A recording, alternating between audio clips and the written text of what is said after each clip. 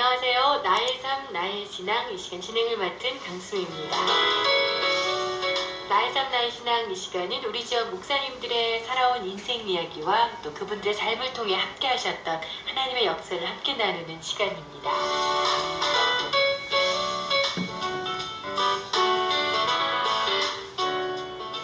나의 삶, 나의 신앙 천안의 우리 참 아름다운 교회 안병찬 목사님과 함께 이야기를 나누고 있습니다.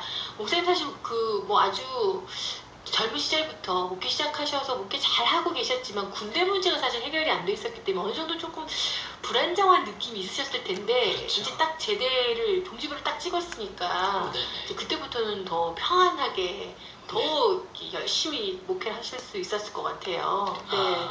근데 뭐 그렇게 지금까지 고생도 있고요. 네. 지금까지도 교회가 또 이런 음부의 권세가 이기지 못한다라고 하신 말씀처럼 이런 세상 자체가 교회와 또 세상과의 각축장인 것처럼 또 많은 또 어려움이 없지 않아 있습니다만 그러나 환난 중에도 은혜를 베푸시는 하나님, 우리가 어려운 가운데서도 하나님의 은혜의 손을 펼쳐주시고 하는 그 역사를 날마다 보게 됐죠. 군대를 제대하고 이제 나오게 된 그 바로 다음에 한 가지 더 이야기가 있는 것은요. 처음으로 제가 목회하면서 주례를 서게 됐습니다. 20대 아니에요, 목사님? 그렇죠. 20대 주례요? 네네. 그래서 결혼 주례를 서게 되었는데 제가 어른한테 네. 좀 부탁을 하면 어떻겠느냐 그랬더니 아니요, 딴 담임자에게 목사님에게 하고 싶다. 네. 그래서 좀 제가 의아하기도 하고 당황스럽기도 하고 이렇게 했습니다. 근데 제가 4월 그 말에 제가 제대를 했고요. 네. 5월 5일 날 저 결혼식을 했습니다. 그래서 결혼식을 이제 하는데 가운을 이제 준비하고 앉아서 있었어요. 근데 이제 혼인식 바로 5분 전까지 가만히 앉아 있다가 5분 전 다 돼가지고서 그때 이제 옷을 입고 준비를 했습니다. 그러고 난 다음에 올라갔는데 저는 올라가는 거 저를 보자마자 천안에 그때 당시에 방위가 있었거든요. 네. 그러니까 앞에서 하는 얘기가 내 귀에 들리는데 웬 방위가 저기 있대? 이렇게 얘기를 머리도 아직 다 안 자라서. 그렇죠. 스포츠 머리고 무슨 머리를 기르고 나온 게 아니라 갑자기 제대를 해버렸으니까 그 웬 방위가 저기 있대? 그렇게 한 거예요. 그래서 이제 서 있었더니 신랑 입장했는데 신랑이 여기 머리가 좀 벗어졌어요. 그래서 신랑이 입장하니까 또 뒤에서 하는 말이 바뀌었나 봐 이렇게 얘기하는 거예요. 주례자하고 신랑하고 바뀌었나 보다고. 네.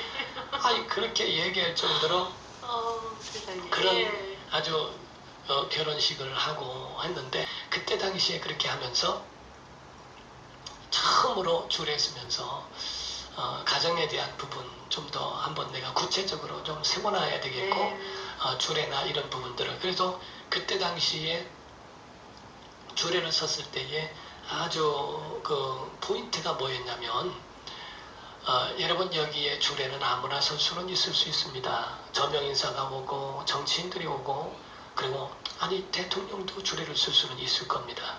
그러나 그들과 개척교회 목사라도 틀린 것이 하나 있습니다. 저는 두 손을 들고 축복할 능력이 있습니다. 그러면서 시작하는데 그들 전부가 압도가 돼서 그때 당시 모두가 집중해서 여러분들은 새로 태어나는 가정을 여러분이 보시게 될 것입니다. 결혼식은 이벤트가 아닙니다. 거룩한 성스러운 언약이고 하나님이 세우시는 가정을 위한 탄생시키는 하나님의 굉장한 탄생입니다. 하고 시작을 한 그것이 굉장히 그들에게는 너무나 신선한 충격으로 왔던 그런 부분들도 없지 않아 있었죠. 네, 제대하고 한 달 만에 주례를 새로운 경험들이 굉장히 정말 그 목회를 일찍 시작하시니까 참 재미난 일도 많네요. 그러나 아주 제 후배들이 일찍 한다는 거는 좀 말리고 싶은 마음이 있습니다. 그래서 제 입장에서는 20대부터 30대까지는 30세까지는 좀 배우고 30세서부터 40세까지는 사역 좀 해보고 40세부터 거기에부터 자기의 개척을 하든지 뭐라든지 한다면 그러면은 좋겠다. 그러면은 막 기하급수적으로 올라갈 수 있는데 저는 체험하면서 다 경험하는 것들이고 그것에서 배우는 것이 많기 때문에 좀 아쉬움도 없지 않아 있고 그냥 개척 당시서부터 지금까지 긴장하면서 오는 그런 부분들이 없지 않아 있습니다. 네. 목사님 뭐 다 또 이런저런 아쉬움은 있는 거니까요. 그렇죠. 네. 네. 그렇게 이제 목회를 이제 군대 제대도 완전히 끝난 상태에서 네. 이제 목회를 이제 쭉 달려오셨는데 그 이유는 어떠셨어요? 그 이후에는 이제 성장을 거듭했고요. 네. 그렇게 해서 54평짜리 지하실에서 이제 빛을 보기 시작했어요. 86평짜리 2층에 올라갔다가 87평짜리 3층을 다시 얻고 그 건물을 샀고 그 다음에 이제 땅을 사게 되었고 거기다가 예배당을 지은 겁니다. 그래서 2003년도에 예배당을 808평 되는 그 예배당을 건축을 했고요. 그래서 지금 이제 현재 예배하면서 또 이런저런 어려움도 있지만 또 하나님 주신 은혜 가운데서 성도들이 함께 모여 예배하고 있습니다. 선생님 뭐 계속 처음부터 쭉 지속적인 성장이셨네요. 네. 아니 중간에 어려움도 나고 예. 네, 그렇죠. 목회하시는 길에 사실 늘 좋은 일만 있는 건 아니니까 그렇죠. 그런 과정들을 통해서 또 하나님 경험하시고 그래도 어쨌든 참 멋지게 살아가셨네요, 목사님. 예. 아주 환난 중에 은혜를 주신 하나님 양면성이 다 같이 공존하고 있습니다. 맞아요. 네. 목사님 사실은 뭐 연세가 그렇게 많지는 않으시지만 워낙에 목회를 빨리 시작하셔서 목회 경험은 누구보다 이렇게 많으신데 앞에도 잠깐 후배 목사님들 얘기를 하셨지만 목회 하시면서 이제 좀 경험하셨던 것들 그리고 이제 이런 이야기는 좀 해주고 싶은 부분도 있으실 것 같아요. 네. 후배 목사님들에게 아까 말씀드린 것처럼 좀 그것이 환상적이지 않을까. 20세부터 30세까지는 마치 글 공부같이 모든 것을 공부하고 30세부터 40세까지는 사역에 대한 걸 해보고 40세부터는 자기 목회를 한다면 20, 30년 동안에 하나님이 또 쓰실 수 있는 모든 기반을 준비한 후에 하지 아니할까라고 하는 그런 생각을 해보게 됩니다. 대형 그런 쇼핑몰이 생기면서 또 시장이 죽어가고 상점이 문을 닫게 되고 어려움을 당한다고 하는 것처럼 교회도 대형 교회가 많이 있음으로 인해서 작은 교회들이 힘을 얻지 못하고 문을 닫기도 하고 어려움 당하기도 하지만 저는 안방에서 생으로 개척을 해서 지금까지 온 사람이고 저는 가난했던 사람이었기 때문에 제게서 어떤 물질을 탐하거나 그거를 내가 비축해 놓거나 이런 부분들이 없습니다.